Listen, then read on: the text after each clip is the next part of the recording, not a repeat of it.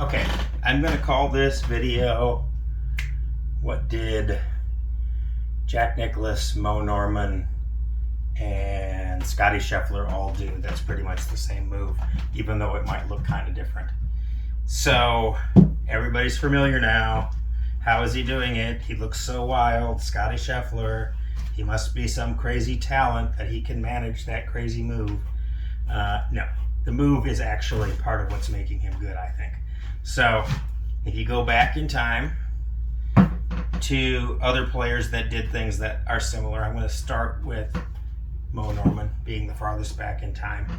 So, how Mo Norman maintained a very square, how he was able to hit it so straight is largely due to what he did with his back foot. So in his case, he did not let this leg go.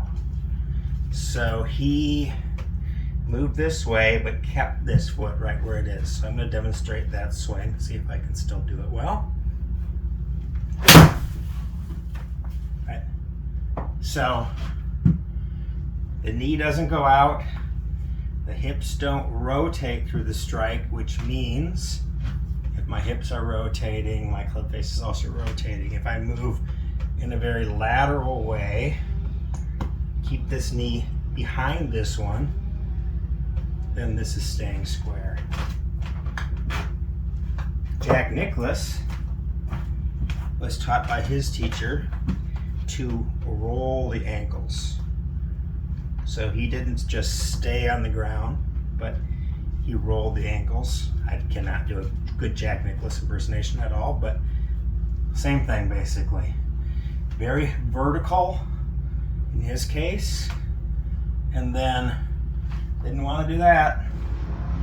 So roll the ankles, and that's how he became very accurate, avoiding this through the ball. And now Scottie Sheffler is basically doing the same thing. So he's taking it a little bit farther, and then he's going like this. But what does that do? So if you swing normally, you're probably going to kind of come into impact like that, right? But if you do what he's doing, there's a period where your hips are not going to rotate. So watch what my hips do if I do that move. Not much rotation in my hips, right? So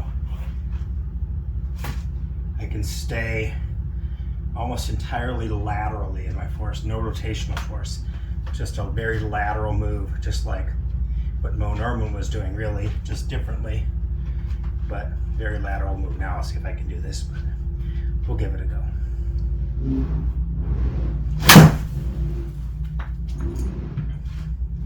Not bad.